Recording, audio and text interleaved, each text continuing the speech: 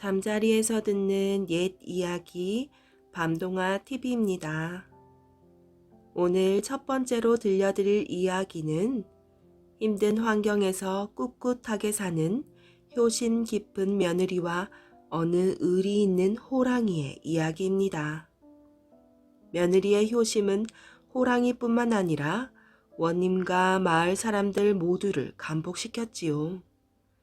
저 혼자서만이라도 덜 고생하며 살 방법이 있었지만 끝까지 시아버지를 모시려는 며느리의 마음은 칭찬받아 마땅한 것 같습니다. 또한 그런 며느리와 호랑이가 서로 도우며 나눈 따뜻한 정도 느낄 수 있는 이야기랍니다. 며느리와 호랑이 이야기를 시작으로 오늘 준비한 옛 이야기 재미있게 들으시고 편안한 밤 보내시길 바랍니다. 호랑이와 며느리. 어느 마을에 앞을 못 보는 아버지와 아들 단 둘이 살고 있었어요. 아들은 열심히 일하며 눈먼 아버지를 극진히 모셨답니다. 아버지는 혼자서 돈을 벌며 집안 살림까지 하는 아들이 안쓰러워 일찍 장가를 보내었지요. 아들의 짝으로 맞이한 며느리는 마음씨가 고와 아들 못지않게 시아버지를 극진히 보살폈어요. 아들도 착한 아내와 가엾은 아버지를 위해 전보다 더 열심히 일하였지요. 그러던 이 화목한 가정에 날벼락 같은 일이 벌어졌어요. 건강하던 아들이 갑작스럽게 병을 얻어 세상을 떠나고 만 것이지요. 뜻하지 않은 일을 당한 눈먼 아버지는 며느리의 손을 잡고 슬프게 울었답니다. 얘야, 꽃다운 나이에 홀몸이 되었으니 앞으로 이 일을 어찌하면 좋겠느냐. 아버지는 아들을 잃은 슬픔보다도 혼자 된 며느리 걱정에 마음이 더 아팠어요. 아버님, 아무 걱정 마세요. 제가 아버님을 모시고 열심히 살겠어요. 며느리도 오히려 시아버지를 위로하였어요. 착한 며느리는 남편이 죽은 뒤에도 전과 조금도 다름없이 눈먼 시아버지를 잘 모셨답니다. 어느 날 며느리는 친정집에서 한번 다녀가라는 연락이 왔어요. 며느리는 오랜만에 친정집을 찾아갔지요. 친정 아버지와 어머니는 홀로 된 딸의 손을 잡고 눈물을 흘리며 말했어요. 젊은 나이에 남편도 없이 어떻게 혼자서 산단 말이냐. 당장 시댁에 가서 짐을 챙겨오너라. 집에 있다가 마땅한 자리가 있으면 다시 시집을 가도록 해야지. 그러나 딸은 고개를 내저었어요. 죄송하지만 아버지 어머니 말씀을 따를 수가 없어요. 눈먼 시아버지를 혼자 남겨두고 어떻게 제가 시댁을 떠날 수 있겠어요. 한번 시집간 몸이니 힘들더라도 시댁에서 살겠어요. 며느리는 친정 부모님의 간청을 뿌리치고 눈먼 시아버지가 계신 집으로 발길을 돌렸답니다. 산길로 접어들어 한참을 걸어가다가 산 모퉁이를 돌아갈 때였어요. 커다란 호랑이 한 마리가 길 한복판에서 으르렁거리고 있었지요. 호랑이는 며느리를 보자 금방 한 입에라도 집어 삼킬 듯이 입을 딱 벌렸답니다. 며느리는 무서워서 도망치려 했으나 다리가 후들후들 떨려 한 걸음도 옮길 수가 없었지요. 꼼짝없이 호랑이 밥이 된 며느리는 정신을 가다듬고 용기를 내어 호랑이에게 말했어요. 호랑아, 나를 잡아먹으려면 어서 먹어라. 그렇지 않으면 길을 비키거라. 빨리 가서 눈먼 우리 시아버지의 저녁 진지를 차려드려야 한단다. 그러자 이상한 일이 벌어졌어요. 며느리의 말을 들은 호랑이는 떡 벌리고 있던 입을 다물고는 꼬리를 흔들었지요. 그리고 엎드려서 몸을 낮추고는 고갯짓으로 등에 올라타라는 신용을 하였어요. 며느리는 어찌된 영문인지 몰라 어리둥절했답니다. 호랑이가 해치려는 것 같지 않아 가까이 다가갔어요. 며느리는 두려워 망설이다가 용기를 내어 호랑이 등에 올라탔지요. 호랑이는 며느리를 등에 업고 쏜살같이 산을 내려가 집 앞에 내려놓고 어디론지 사라져버렸답니다. 며느리는 호랑이 덕분에 제때의 시아버지 저녁상을 차려드릴 수 있었답니다. 그날 밤 잠자리에 든 며느리는 고단하여 눕자마자 깊이 잠이 들었어요. 어흥 어흥 어디선가 호랑이의 울음소리가 들려왔어요. 어딘지 모르게 사납고 우렁찬 소리가 아닌 슬픈 소리였지요. 호랑이가 왜 이리 슬피 울까? 며느리는 이상한 생각이 들어 소리나는 쪽으로 달려갔어요.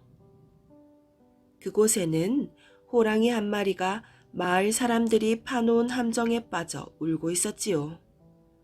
아니, 나를 집까지 태워다 준 호랑이잖아. 며느리는 호랑이를 보고 깜짝 놀라는 순간 잠이 깼답니다. 꿈을 꾼 것이지요. 그러나 아무리 꿈이라도 너무 생생하고 호랑이가 궁금해서 견딜 수가 없었어요. 며느리는 날이 밝자마자 뒷산으로 뛰어갔어요. 뒷산에는 마을 사람들이 산짐승들의 침입을 막으려고 파놓은 함정이 있었기 때문이에요.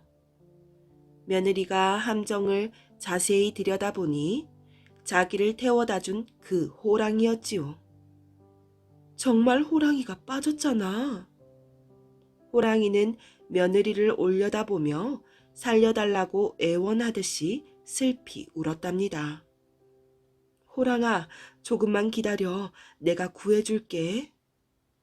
며느리는 집으로 뛰어가서 키보다 훨씬 기다란 장대를 가지고 왔어요. 며느리는 함정에 장대를 넣어주며 말했어요. 호랑아, 어서 이 장대를 타고 올라오렴. 호랑이는 장대를 타고 땅 위에 올라왔답니다.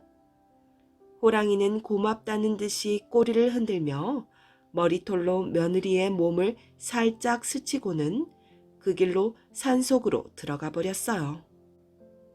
호랑이가 사라지는 뒷모습을 흐뭇한 얼굴로 지켜보던 며느리는 장대를 들고 집으로 발길을 돌렸답니다. 그때 마을 사람들이 몰려왔어요.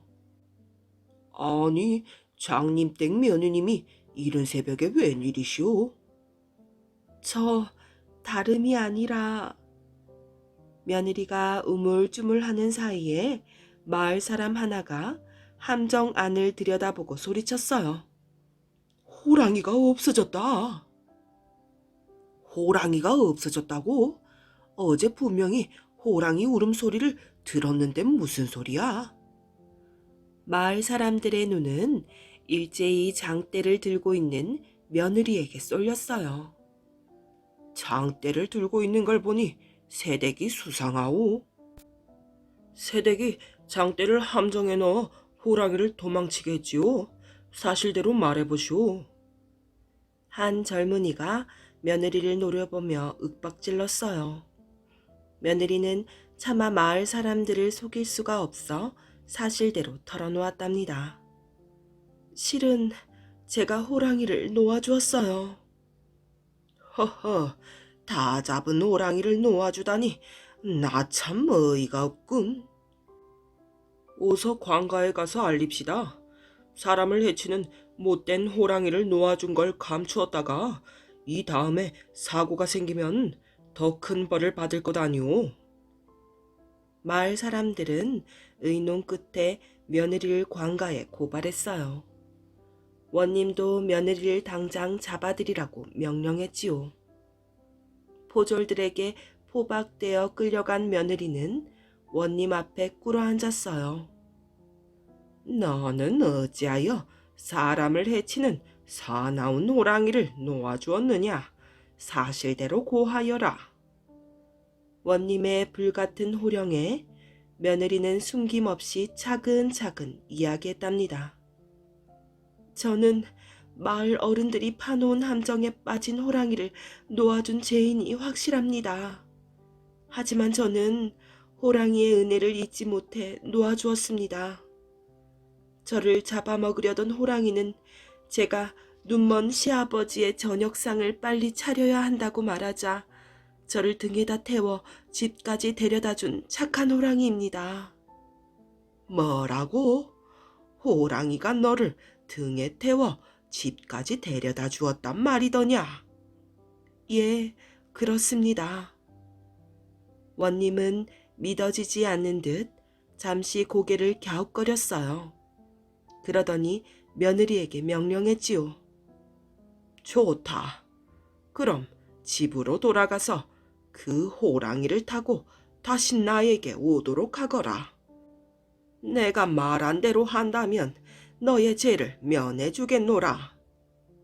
관가에서 풀려난 며느리는 호랑이를 만났던 산으로 올라갔어요. 그 호랑이를 다시 만날 수 있을까? 만난다 해도 과연 호랑이가 나를 원님 앞에까지 태워다 줄까? 어림도 없는 일이야. 며느리는 한숨을 내쉬며 힘없이 산모롱이를 돌아갔어요. 그때 난데없이 그 호랑이가 나타났지요. 며느리는 죽은 남편이라도 살아온 듯이 반가워하였어요. 그러나 금세 얼굴이 어두워지며 관가에서 있었던 일을 이야기하였답니다.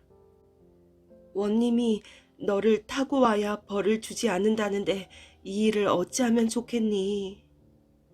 호랑이는 며느리의 이야기를 가만히 듣고 있었어요. 호랑이는 결심을 한 듯이 꼬리를 흔들면서 몸을 낮춰 올라타라고 등을 내밀었지요.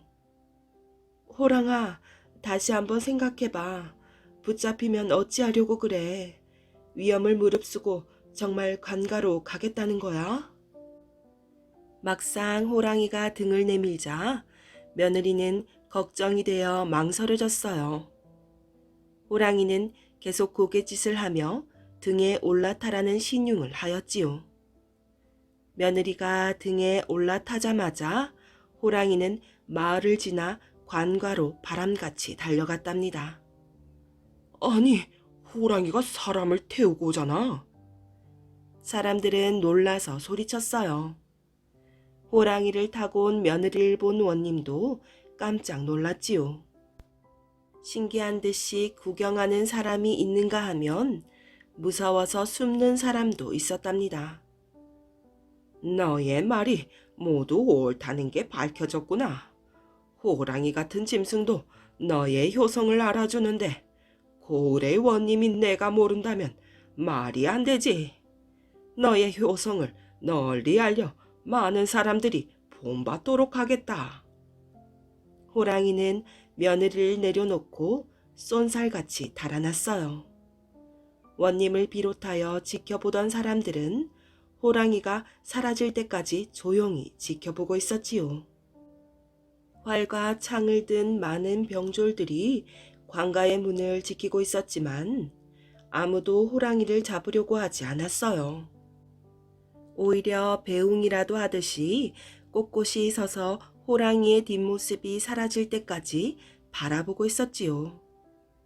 원님은 며느리에게 많은 상금을 내렸고 며느리는 눈먼 시아버지를 모시고 편안하게 살았답니다. 목동의 지혜로운 대답. 한 목동이 있었답니다. 그 목동은 몹시 슬기로워 누가 무엇을 묻든 척척 지혜로운 대답을 해내었지요. 그래서 그 소문이 널리 퍼지게 되었어요. 급기야 그 나라의 임금님도 그 목동의 이야기를 듣게 되어 목동을 궁궐로 불러들였지요. 그리고 목동에게 말했어요. 내가 이제부터 너에게 3가지 질문을 하겠노라. 만약 네가 이 물음에 잘 대답을 한다면 너를 내 양아들로 삼아 이 궁전에서 살게 하겠다. 네, 알겠습니다. 목동은 고개 숙여 절하며 대답했어요. 그 첫 번째는 바다에 물이 몇 방울이나 있는지 알아맞혀 보거라. 그 물음에 목동이 거침없이 대답했어요. 임금님, 지구상의 모든 강을 막으시고 제가 물방울을 다 헤아릴 때까지 한 방울도 흘러가지 못하게 하신다면 제가 바다에 물이 몇 방울이나 있는지 알려드리겠습니다. 그러자 임금님은 고개를 끄덕거리며 또 물었어요. 그러면 하늘의 별이 몇 개나 있는지 알아맞혀 보거라. 목동은 그 질문에도 거침이 없었어요. 임금님, 커다란 흰 종이 한 장을 제게 주시겠습니까? 종이를 가져오자 목동은 그 위에 펜으로 굉장히 많은 점을 찍어 놓았어요. 그런데 그 점이 너무나 작아서 잘 보이지도 않고 헤아릴 수도 없을 뿐만 아니라 보기만 해도 눈이 아플 지경이었지요. 그리고 나서 목동이 말했어요. 이 종이에 있는 점만큼 많은 별이 있습니다. 자, 세어보십시오. 그러나 그것은 아무도 세지 못했지요. 그렇다면 이 우주가 만들어졌다가 사라지는 데 걸리는 시간을 아느냐? 목동은 또 주저없이 대답했어요. 어떤 나라에 커다란 바위산이 있습니다. 이 산의 높이는 1,000m이고 넓이도 1,000m입니다. 그런데 100년에 한 번씩 천사가 내려와서 천사의 날개옷으로 이 바위산을 쓸고 갑니다. 그렇게 해서 이 바위산이 다 닳아 없어지게 되면 그때가 바로 우주가 만들어졌다가 사라진 만큼의 시간입니다. 임금님은 감탄하고 기뻐하며 소년에게 말했어요. 너는 마치 현명한 성자처럼 훌륭한 대답을 하였다. 이제부터 나와 이 궁전에서 살자꾸나. 내 너를 친아들처럼 아껴줄 테니. 그리하여 목동은 임금님의 양아들이 되어 궁전에서 살게 되었답니다. 호랑이에게 받은 치료비. 옛날 시흥 땅에 유의원이라는 명의가 살았답니다. 유의원의 집은 항상 몸이 아픈 환자들로 문턱이 다를 지경이었어요. 유의원은 환자들을 돌보느라 오줌이 마려워도 참고 똥이 마려워도 참았어요. 어느 날 밤 환자들을 모두 보살핀 유의원은 한숨을 크게 내쉬며 아이고, 오늘 하루도 정신없이 보냈네. 이제야 뒷간에 갈 짬이 생겼구나. 하고 뒷간을 향해 걸어갔답니다. 유의원이 끙끙대며 똥을 누는데 이게 웬일이에요? 호랑이가 엉덩이를 디밀고 앉아있는 게 아니겠어요? 아이고, 꼼짝없이 호랑이 밥이 되게 생겼네. 유의원은 너무 놀라 엉덩이도 제대로 못 닦고 벌벌 떨었답니다. 그런데 호랑이는 등을 들썩이며 자꾸 뒤를 돌아보는 거예요. 나보고 등에 타라는 건가? 하고 유의원은 혼잣말을 했어요. 그 말에 호랑이는 고개를 끄덕였지요. 에란 모르겠다. 이래주구나 저래주구나 마찬가지인데 이왕이면 호랑이 등이라도 한번 타보고 죽자. 하고 유의원은 호랑이 등에 올라탔답니다. 유이원을 등에 태운 호랑이는 숲속으로 달리기 시작했어요. 한참 동안을 쉬지 않고 달리던 호랑이가 바위로 둘러싸인 골짜기에 유이원을 턱 내려놓았어요. 호랑이 등에서 내린 유이원은 눈이 휘둥그레졌지요. 왠지 아세요? 크고 작은 호랑이 여러 마리가 유이원 쪽으로 어슬렁어슬렁 다가오는 거예요. 어차피 죽을 목숨이라고 생각한 유이원은 모여있는 호랑이들을 향해 냅다 소리질렀어요. 네, 이 녀석들, 대체 나를 어떻게 하겠다는 거냐? 그때였어요. 늙은 호랑이 한 마리가 입을 쩍 벌리고 유이원 앞으로 다가와 앉는 거예요. 이젠 죽었구나 하고 생각한 유이원은 두 눈을 질끔 감았지요. 한참을 기다려도 호랑이는 유이원을 잡아먹지 않고 입을 쩍 벌린 채 가만히 앉아 있는 거예요. 살며시 눈을 뜬 유이원은 호랑이 입을 들여다보았어요. 아니, 목구멍에 걸린 뼈를 빼달라는 거로구나. 유이원은 호랑이 목구멍에 손을 넣어 뼈를 빼내주었답니다. 네, 이놈. 아무리 배가 고프기로서니 어찌 사람을 잡아먹을 수 있단 말이냐. 다음부터는 절대로 사람을 해치지 말거라. 하고 호랑이에게 호통을 쳤어요. 호랑이는 유이원의 말에 잘못을 뉘우치기라도 한 듯 꾸벅꾸벅 고개를 끄덕였어요. 유이원은 수염을 어루만지며 헛기침을 했답니다.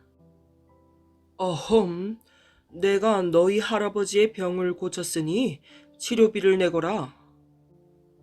그러나 호랑이들은 꿀 먹은 벙어리처럼 아무 말도 않고 고개만 숙일 뿐이었지요. 알았다, 알았어. 원래 치료비는 외상이 없는데 이번만은 특별히 외상으로 해주마. 하고 유 의원이 호랑이 소굴을 피하려고 슬금슬금 뒷걸음질 칠 때였어요. 유 의원을 이곳으로 데려왔던 호랑이가 다시 등을 내미는 거예요. 허허, 이놈 봐라. 나를 보고 다시 등에 타라는 얘기군. 유 의원은 얼른 호랑이 등에 올라탔어요. 호랑이는 휑하니 달려 뒷간 앞에 유 의원을 내려주었어요.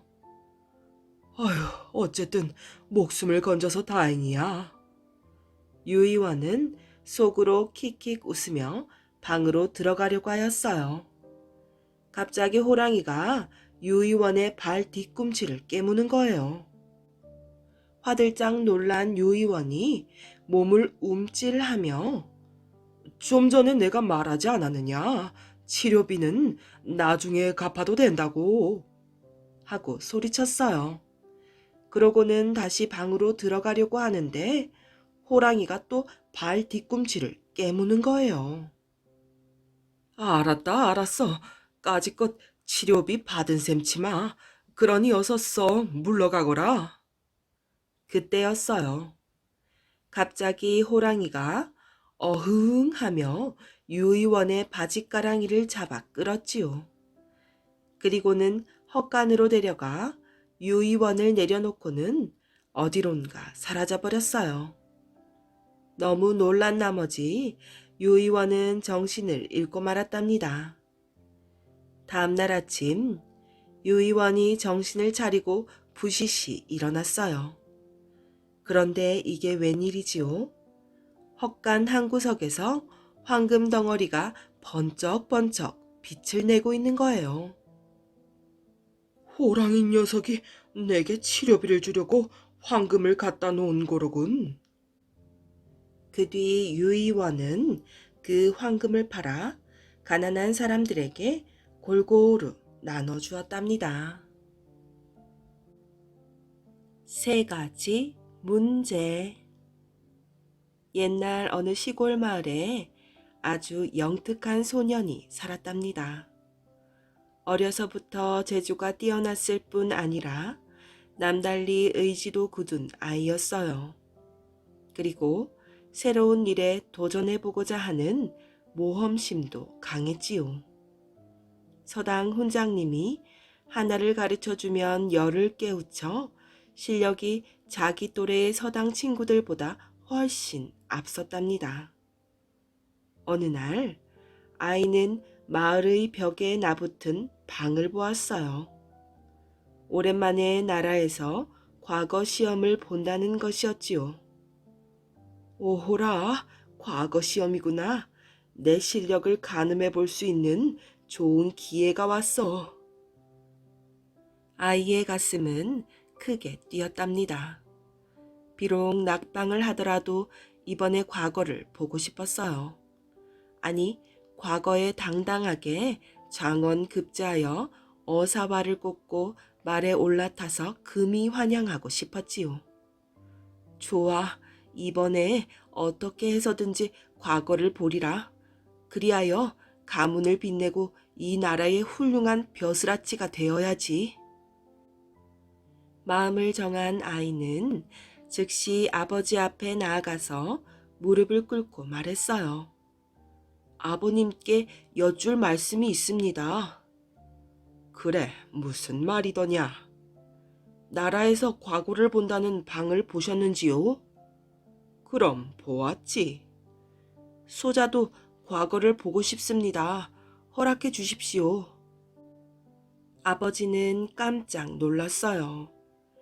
아들의 학문과 재주는 알고 있지만 그래도 아직 멀었다고 생각하고 있던 터였지요.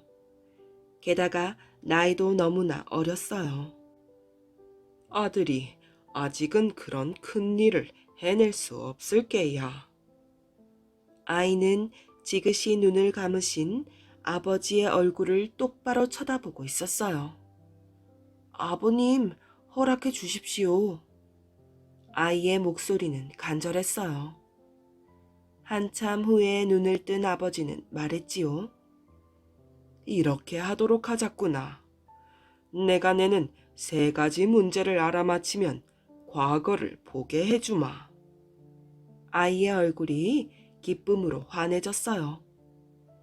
어떤 문제인지 내주십시오. 소자가 힘을 다해서 풀어보겠습니다. 잘 들어라. 첫째 문제. 종이로 만든 벽은 무엇인고? 둘째 문제. 종이로 둘러싸인 불은 무엇인고? 셋째 문제. 종이로 만든 바람은 무엇인고? 이 3가지 문제를 사흘 안으로 풀어야 하느니라. 알겠습니다. 아이는 아버지로부터 3가지 문제를 받아 물러나왔어요. 그런데 과거를 보러 간다는 생각에 좋아서 대답했지만 나와서 생각을 해보니 여간 어려운 문제가 아니었어요. 무엇일까? 무엇일까? 그 순간부터 아이는 자나깨나 아버지가 내주신 3가지 문제만을 생각했어요. 밥을 먹을 때도, 길을 갈 때도, 심지어 공부를 할 때도 생각했지요. 아무리 머리를 쥐어짜도 도무지 생각이 나지 않았어요. 그런데 문득 아이의 눈에 들어오는 것이 있었지요.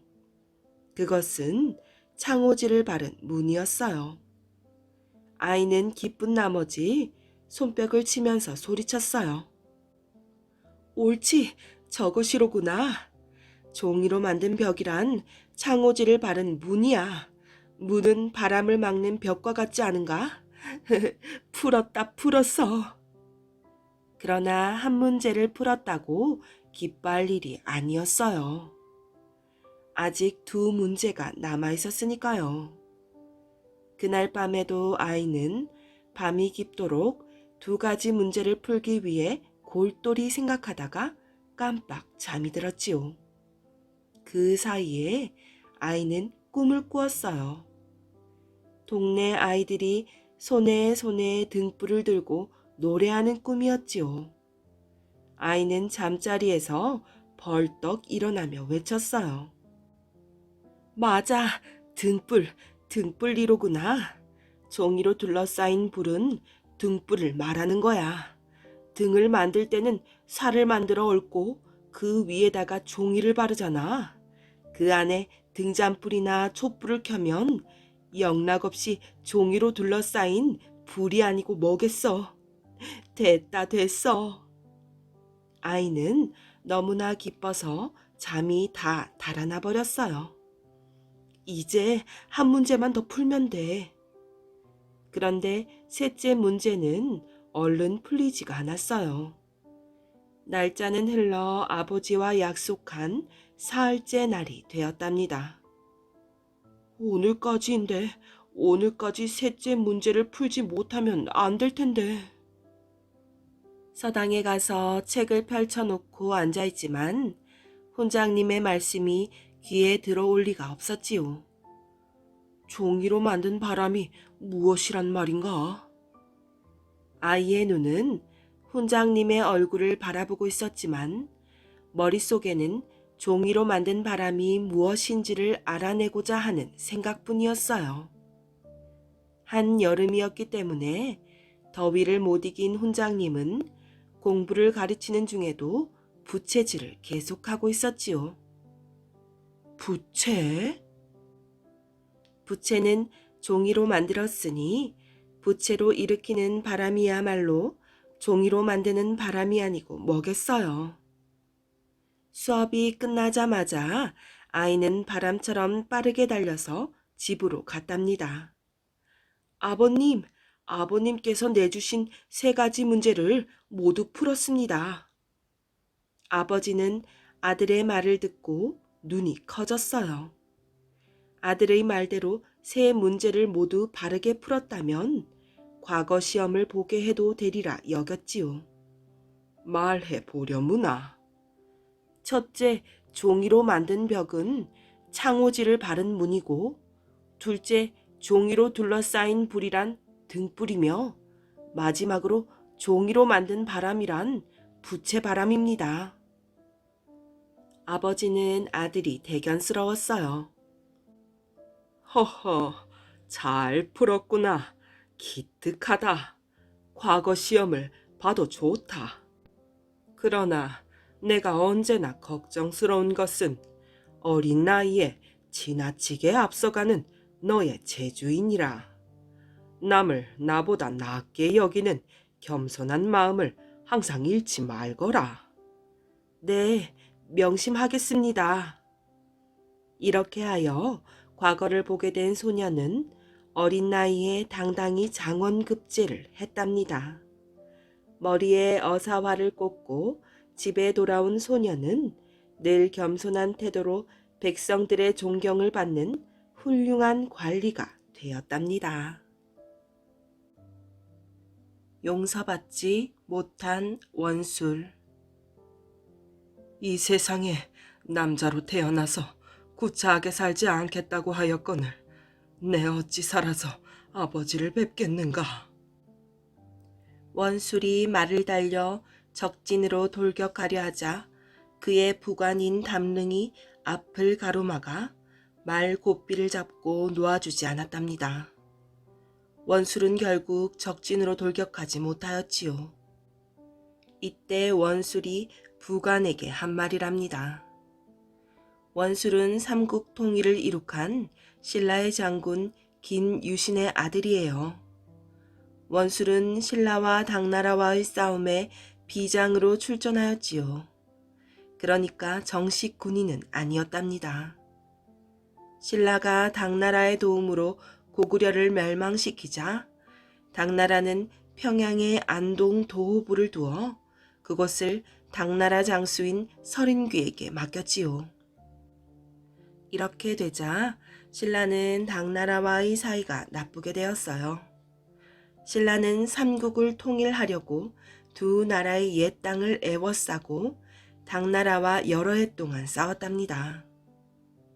신라 문무왕 12년 8월 당나라 장군 고관이 이끄는 군사 1만 명과 이근행의 군사 3만 명이 평양에 주둔해 있으면서 한시성과 마읍성을 쳐서 이기고 진군하여 백수성 가까이에 병영을 만들었어요. 이러한 보고를 받은 문무왕은 의복 장군과 춘장 장군을 보내어 싸우게 하였지요. 두 장군은 고관 등이 이끄는 당나라 군사를 역습하여 수천 명에 이르는 군사를 죽이는 전과를 올렸답니다. 고관이 이끄는 군사가 후퇴를 시작하였어요. 이 싸움에 원술이 적들을 바짝 쫓아 적진 깊숙이 들어갔을 때였지요. 갑자기 당나라 군사와 말갈 군사들이 기습해 왔답니다. 이때 원술이 계속 적군으로 진격하려는 것을 부관인 담능이 말렸던 것이지요. 담능은 원술의 말 고삐를 놔주지 않았어요. 하는 수 없이 원술은 여러 장수를 따라 후퇴하였어요. 쫓기던 당나라 군사들은 때를 놓치지 않고 진격하여 거열주까지 왔지요. 이때 아지남 대감이 여러 장군 앞에 나서서 말했답니다. 여러 장군들은 어서 피했다가 다음날 적을 무찔러 주시오. 내 나이가 70이니 무엇을 더 바라겠소. 오늘이야말로 내 죽을 자리를 찾은 것 같소. 아지남 대감은 이 말을 남기고 창을 비껴들고 적진을 향하여 돌진하여 싸우다가 장렬하게 전사했답니다. 그의 아들도 적진으로 뛰어들어 싸우다가 전사하였지요. 이렇게 신라의 군사는 크게 패하여 돌아왔답니다. 그러자 김유신은 패전의 책임을 물어 아들 원술의 목을 칠 것을 문무왕에게 청하였어요. 폐하, 원술은 임금의 명령을 욕되게 하였으니 목을 베어 주십시오.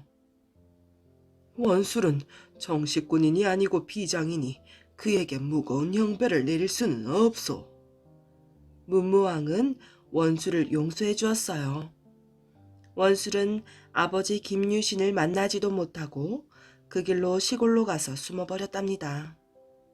전쟁터에서 떳떳하게 죽지 못하고 비겁하게 살아서 돌아온 것이 부끄러웠기 때문이지요. 문무왕 13년 7월 김유신은 병이 위독하였어요. 문무왕이 친히 김유신을 문병하여 말했지요. 과인에게 있어서 경은 마치 고기가 물에 있는 것과 같소. 그런데 혹시 경이 죽는다면 이 나라 사직은 어찌하면 좋겠소. 그러자 김유신이 이렇게 대답하였어요. 신이 어리석고 모자랐으나 다행히 성상께서는 의심하지 않으시고 늘 신임하셨습니다. 그러기에 몸과 마음을 다하여 공을 조금 이룬 것뿐입니다. 그런데 이제 삼국은 한 나라가 되었고 백성은 한 마음으로 잘 살고 있습니다. 신이 예로부터 선대의 유업을 계승한 임금을 보건대 마무리를 잘한 임금은 별로 없습니다.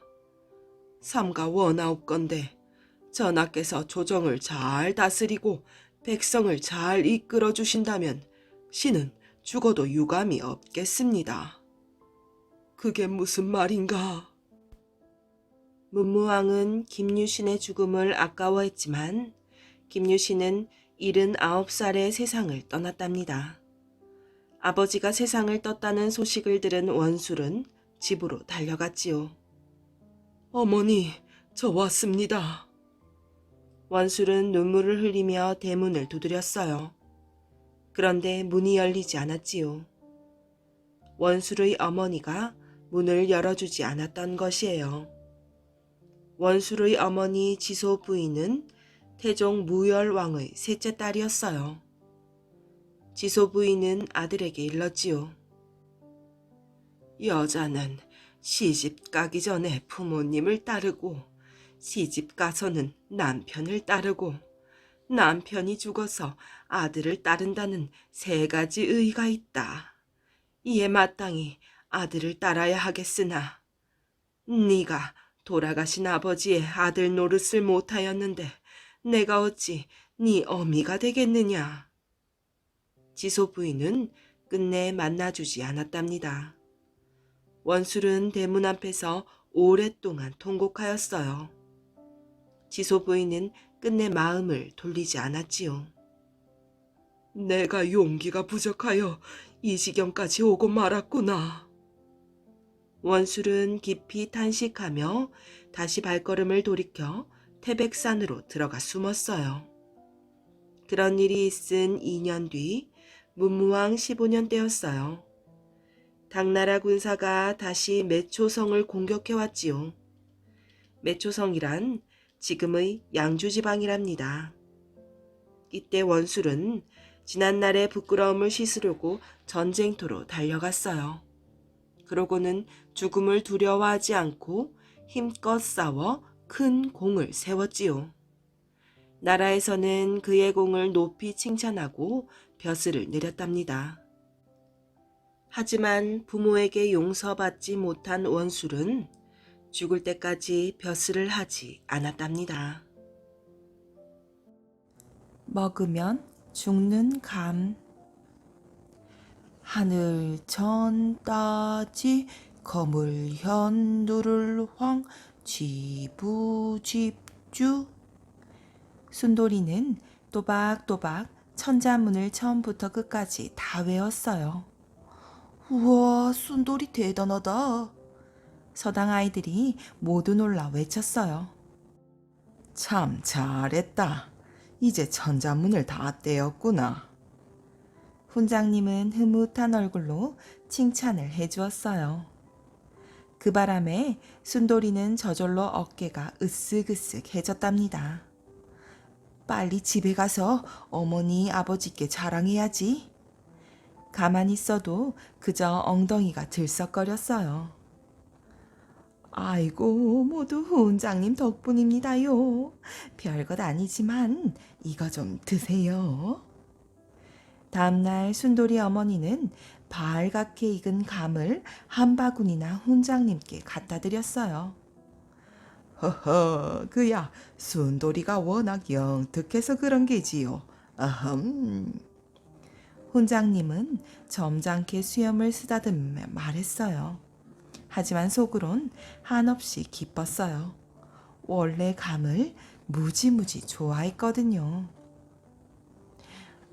시장할 때마다 한 개씩 꺼내 먹어야지. 훈장님은 감을 벽장 속에 모두 넣어두었어요. 그런데 며칠이 지나자 감이 모두 말랑말랑한 홍시가 된 게 아니겠어요? 어이쿠, 이거 더 꿀맛이로구나. 훈장님은 입안에서 사르르 녹는 홍시를 먹으며 마냥 흐뭇했어요. 우와, 맛있겠다. 그걸 본 아이들은 침을 꿀꺽 삼켰지요. 그러자 혼자 먹기가 겸연쩍은 훈장님이 이렇게 둘러댔어요. 어흠, 이 감은 아이들이 먹으면 죽는 감이로다.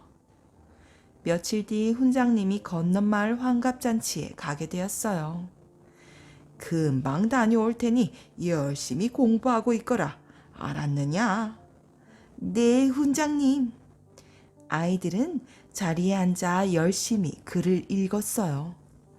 그때 똘똘이가 일어나 고개를 갸웃거리며 물었답니다. 얘들아, 잠깐만 내 말 좀 들어봐. 너희들 감 먹고 죽은 사람 봤니? 아니, 그런 말은 금시초문이야. 그렇지? 보나마나 훈장님께서 혼자 드시기 미안하니까 둘러댄 거야. 그러니까 우리 맛있는 감을 꺼내 먹자. 응? 우와, 그래 그래. 아이들은 너도 나도 벽장으로 달려가 감을 꺼내 먹었어요. 말랑말랑하게 잘 익은 감은 그야말로 꿀맛이었어요. 하지만 감을 뚝딱 먹어치운 아이들은 훈장님한테 혼날까봐 걱정이 태산 같았어요. 그때 똘똘이가 나서서 말했어요. 얘들아, 우리 훈장님이 오시면 다 죽은 척하자. 알았지? 그래, 알았어. 아이들은 무조건 똘똘이 말을 따랐어요. 야, 훈장님 오신다. 오셔. 망을 보던 한 아이가 조그맣게 소리냈어요. 그럼 모두 가만히를 덮고 들어 누워.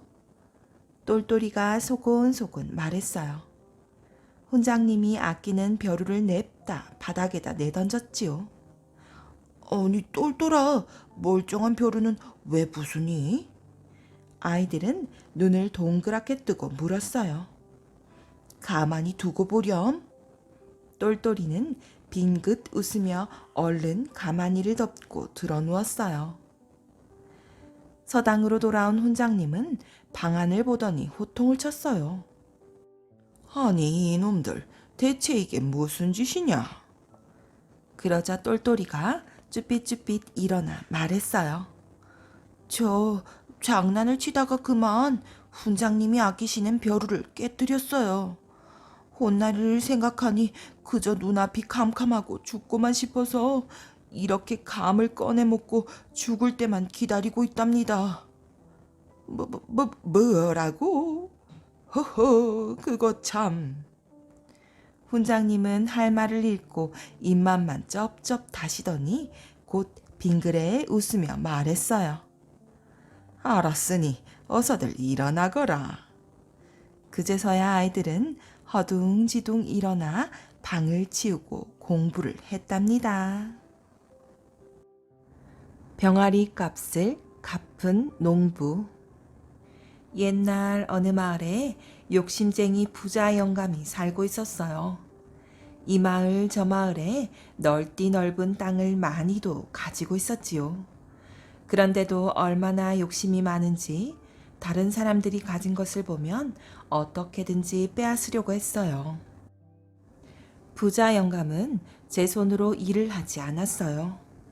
가난한 농부들에게 땅을 빌려주어 농사를 짓게 했지요. 그러고는 추수 때가 되면 어기적 나타나 터질 듯이 살찐 볼을 실룩거리며 말하는 거예요. 곡식 받으러 왔네. 아이고 영감님, 조금만 더 남겨주시지요. 식구가 늘어서 먹고 살기가. 가난뱅이 농부가 울며 불며 사정을 했지만 욕심 많은 부자 영감은 그 말을 들어주지 않았어요. 나도 먹고 살아야겠네. 그러고는 농부가 애써 거둔 곡식을 눈곱만큼만 남겨놓고 바리바리 실어가 버렸어요. 식구가 많은 가난뱅이 농부네 곳간은 얼마 못 가 텅텅 비었어요. 밤이면 지들까지 떼를 지어 나타나 소란을 피웠지요. 가난한 집에는 사람도 동물도 모두 배가 고팠답니다. 한편 부자 영감네 곳간에는 곡식이 그득그득 쌓여갔지요. 그러던 어느 해 봄이었어요. 하루는 가난뱅이 농부가 부자 영감을 찾아와 말했지요. 영감님, 마당을 좀 빌려주십시오. 보리타작을 하려는데 저희 집 마당은 너무 좁습니다. 쩔쩔매며 부탁하는데 비실비실 며칠째 죽 한 그릇 못 먹은 꼴이에요. 부자 영감이 마지못해 허락했지요. 마당 흙이 파이지 않도록 조심조심하게. 잔소리 한마디도 잊지 않았어요. 가난뱅이 농부는 조심조심 보리타작을 시작했지요. 도리깨를 내리치자 보리 나달들이 여기저기 튀어올라 온 마당에 가득했지요. 그때 한쪽에서 놀고 있던 병아리가 갑자기 도리깨질을 하고 있는 곳으로 종종거리며 달려오고 있었어요. 도리깨질이 한창인 농부는 구슬 같은 땀이 눈앞을 가려 아무것도 보지 못했지요. 그러다가 도리깨로 그만 병아리를 내리치고 말았지 뭐예요. 그래, 이제 어찌할 텐가? 멀리서 보고 있던 욕심쟁이 부자 영감이 기다렸다는 듯이 냉큼 다가와 물었어요. 제 실수로 병아리가 죽었으니 값을 물어드려야지요. 그럼 10단냥만 내게. 부자 영감은 투실투실 살찐 손을 쑥 내밀었지요. 서너 푼도 안 될 병아리 값이 10단냥이라니요. 기가 막힌 농부가 도리깨를 내려놓고 따졌어요. 아니, 남의 귀한 병아리를 죽여놓고 무슨 큰 소리야? 그렇다면 좋습니다. 원님한테 갑시다. 두 사람은 씩씩거리며 집을 나섰어요. 가난뱅이 농부는 눈을 벌겋게 뜨고 10단량 큰 돈을 빼앗길 수 없었고, 욕심쟁이 부자 영감은 벼락같이 찾아온 이 기회를 놓칠 수 없었거든요. 원님 앞에 도착한 두 사람은 납죽 절을 했지요. 먼저 가난뱅이 농부가 떨리는 목소리로 사정을 이야기하자 욕심쟁이 부자 영감도 아부 섞인 말로 간드러지게 말했지요. 아무쪼록 총명하고 지혜로운 원님께서 옳고 그름을 따져주십시오. 부채질을 하던 원님이 부채를 탁 접으며 물었어요. 영감, 웬 병아리 값이 그리 비싼가? 욕심쟁이 부자 영감이 벌구죽죽한 얼굴을 들며 냉큼 대답했어요. 우리 병아리는 날마다 찰좁쌀을 한 옵씩 먹여 키웁니다. 가난뱅이네하고는 달라요. 내년 봄이면 염소만큼이나 큰 닭이 될 텐데 당연히 염소 한 마리 값은 받아야지요. 그렇구만. 듣고 보니 영감 말이 옳소. 날마다 찰좁쌀 한 옵씩을 먹는다면 염소만큼이나 큰 닭이 될 것이요. 그렇고 말고. 원님이 부채를 들어 무릎을 탁 쳤어요. 농부는 당장 병아리 값을 물어내라. 오늘 중으로 10단량을 가져와야 할 것이다. 그렇지 않으면 남의 소중한 재산을 축낸 값으로 큰 벌을 받게 될 것이야. 농부는 집으로 가다 말고 마을 고갯마루에 멈춰서서 자신의 오두막집을 물끄러미 내려다보았지요. 아내가 좁은 텃밭에 씨를 뿌리고 있는 게 보였어요. 절로 마음이 급해졌지요. 더워지기 전에 어서 농사 준비를 끝내야 할 텐데 10단량 그 큰 돈을 어디서 구한담. 농부는 속이 상해서 한숨만 푹푹 쉬었답니다. 이 집 저 집 윗마을 아랫마을 얼마나 돌아다녔는지 몰라요. 하지만 가난뱅이 농부에게 10단량을 선뜻 빌려주겠다는 사람은 없었지요.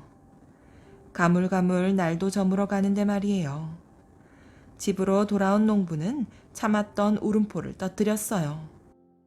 울음소리에 놀란 사람들이 웅성웅성 모여들었어요. 농부의 이야기를 듣고는 저마다 성이 나서 떠들어댔지요. 못된 욕심쟁이 같으니라고. 끝없는 욕심 때문에 또 한 사람이 죽게 되는구나. 옳은 판결을 해야 하는 원님조차 부자 영감 편이라니. 가재는 개편이라고. 윗물 아랫물이 다 썩은 탓이야. 그런데 그때 윗마을에 사는 털보 아저씨가 이 이야기를 듣고 메고 있던 보퉁이를 풀어 10단량 꾸러미채로 내놓는 거예요. 오늘 장에 나가 염소를 팔아온 돈이라네. 세상에 이렇게 고마울 때가. 농부와 아내가 울먹이며 돈을 받았지요. 농부는 털보 아저씨가 빌려준 돈을 가지고 집을 나섰어요. 마을 사람들도 따라 나섰답니다.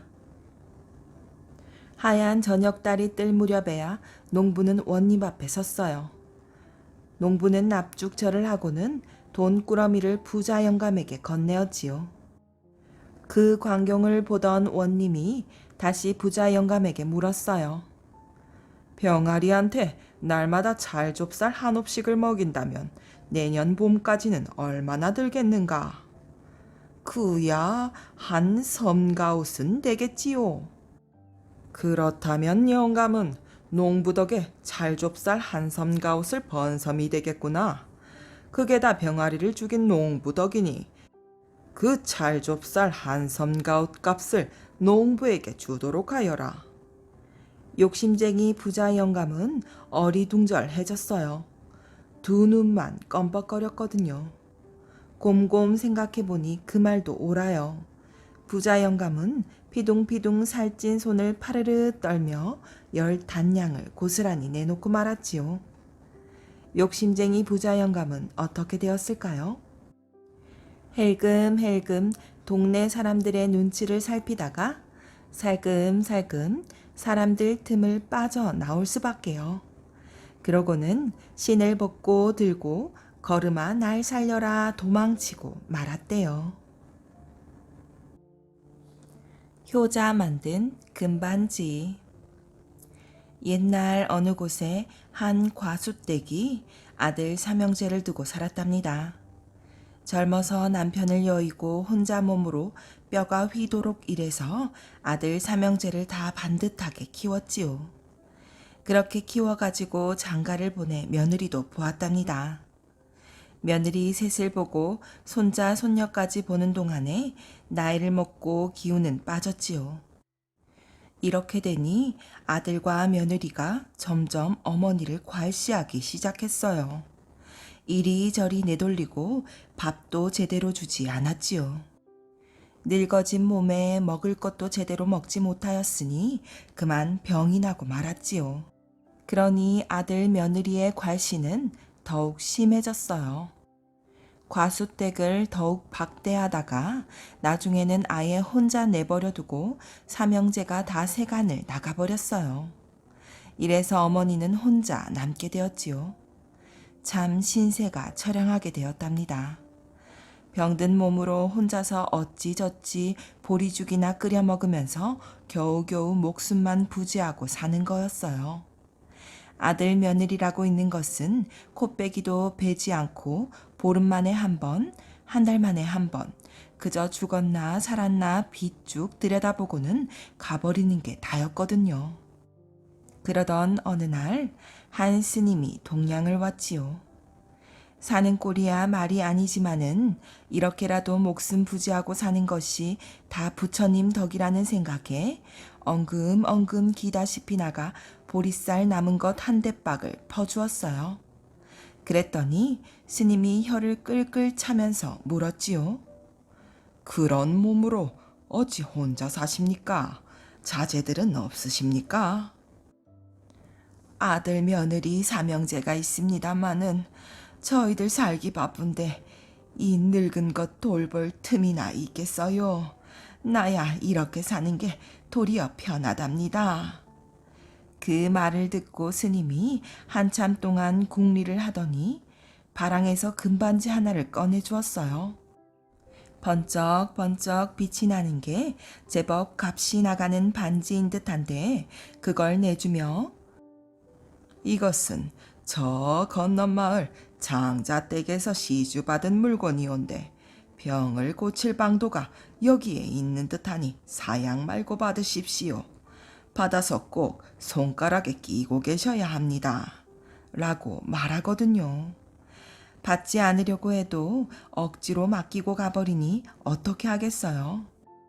병을 고칠 방도가 있다는 말도 들은지라 스님 말대로 금반지를 손가락에 끼었지요.